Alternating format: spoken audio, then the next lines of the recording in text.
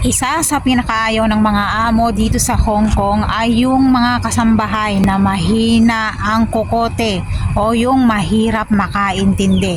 Hindi kailangan na napakagaling mong mag-Ingles, hindi mo kailangan fluent mag-Ingles, hindi mo kailangan na napakatalino na gumraduate ng kahit na anong kurso para lang makapagtrabaho dito. Ang importante na iintindihan mo kung ano inuutos ng amo mo at matalas, ha? Matalas ang tenga mo, ha? At yung common sense mo. Dapat dito kung magtatrabaho ka, yung common sense mo, kailangan yun ang importante, yung common sense. Ha? Hindi mo kailangan napakagaling mong mag-English, ang kailangan lang nakakaintindihan kayo ng amo mo at bawal dito ang pilosopo. Ha? Kasi dito yung ibang amo, hindi rin naman sila yung magagaling mag-English. So kailangan lang naiintindihan mo kung ano yung inuutos nila.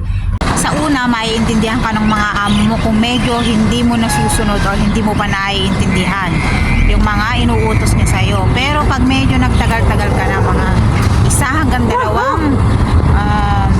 buwan ka na rito at paulit-ulit pa rin, ha? Pag nakayari ka ng mga 3 buwan at ganun pa rin, hindi pa rin kayo nagkakaintindihan ng amo mo at yung mga simpleng utos niya hindi mo naiintindihan, so ang labas nun, terminating ka ng amo rito. Dito sa Hong Kong, uso ang termination.